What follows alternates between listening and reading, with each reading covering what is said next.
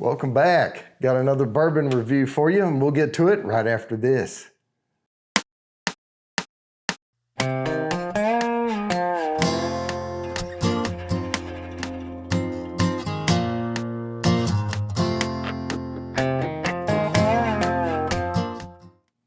All right, we have Noble Oak.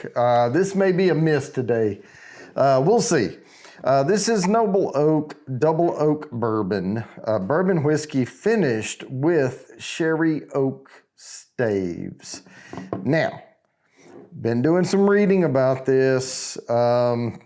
It's distilled in Indiana, so we know that's probably almost 100% MGP juice, but they do not give any mash bill, and we know that MGP offers several different mash bills for bourbon. I don't know which one they used. From what's on the bottle here, Newton, Ohio, bottled by Noble Oak Spirits Company. Now, when I looked up Noble Oak Spirits Company, it's hard to find information about this. There's a couple of things though. They do say that they plant a tree. Every bottle plants a tree. So every bottle they sell, they plant a tree. So it was set up as a refurbished environment type thing, which is fine. I can see it's a real oak. Real cork with a wooden top, and it's 45% 90 proof. But it is hard to find anything on this company, if it's a real company. Now, they are a part of the Edrington Group, which the Edrington Group, that's hard to say, by the way, Edrington, whichever. They bring us Macallan, Highland Park, Glen Rothers, Famous Grouse, Wyoming is another bourbon I have, and then this one, and a couple others. I can't remember what they are. But that's the Edrington Group. Edrington. So anyway, they do claim to have a proprietary aging process, there's nothing real proprietary about it. I don't know what they have called proprietary.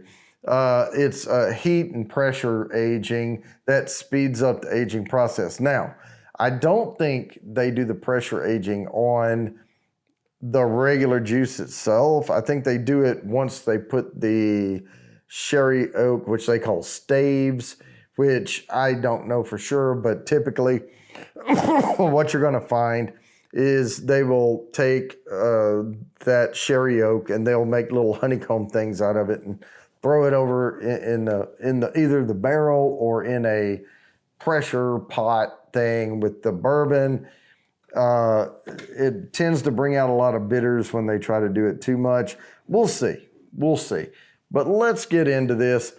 That's really about all I know about it, except what's on the bottle. Good cork pop. Like I said, real cork, wooden topper on it. Let's pour a little out here and see what we get. It is a medium to light amber. Don't know. I know the site talked about a bunch of awards. We'll see. We will see. Let's swirl this up here. Get a little air in it, and I'll start nosing it. It's decent color on it, decent edge. Legs are still developing, not quite there yet. Okay, really, really soft nose, but there is a different, there's a buttery little nose to this. Creamy nose, very soft. It's hard to get. There's vanilla, caramel, but yeah, it's hard to get much off the nose. The legs aren't really developing here much at all. Starting to, but they're really thin and fast. So I wouldn't say this is a heavy oiled bourbon, but let me get the tongue wet here.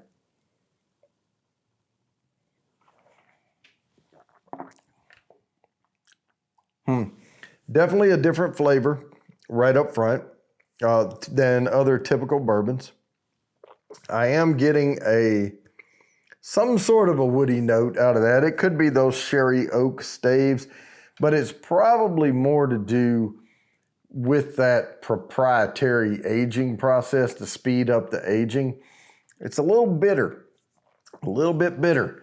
So I don't like to give a lot of notes on that first sip, but that, again, I've warned about this in the past when I've had bourbons that try to defeat nature and they try to speed up the aging process.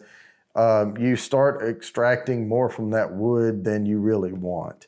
And you can easily pull out those wood tannins and those bitters from the wood. But there is a unique note to this, but let me take another sip.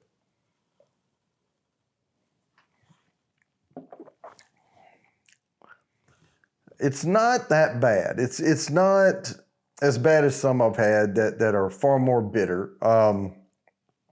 But wow, there's not a lot of redeeming quality about it because it dissipates so quickly.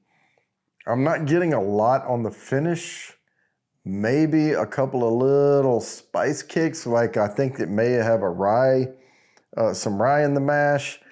The bourbon is just falling apart on the glass itself. It's not holding together. It's sort of like if someone was going to make a hollandaise sauce or something. They talk about the sauce breaking. This is breaking apart on the glass itself. It's not really holding a good film on there. It does not wash across the tongue really well. If you want to plant a tree, plant a tree.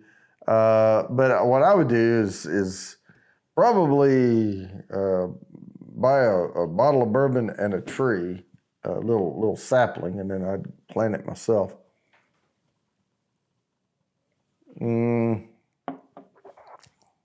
Yeah, it's a very, very, very light in flavor bourbon. I mean, there's not a lot of notes to talk about. Get the little typical caramel, vanilla. Not a lot of fruit coming out in this. Very soft on the nose, soft on the palate. No finish to speak of, really, barely. After one swallow, it's just dead gone. I don't know if you can see.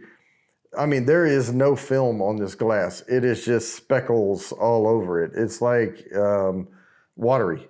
Watery would be what comes to mind. It creates a film when I swirl it, and then just starts breaking apart immediately. I mean, the oils come down quick, and that's it. They're very thin, little E on the guitar, and then it just starts breaking up like raindrops on the way down. So, no, I think this is a miss. Noble oak, noble idea, possibly.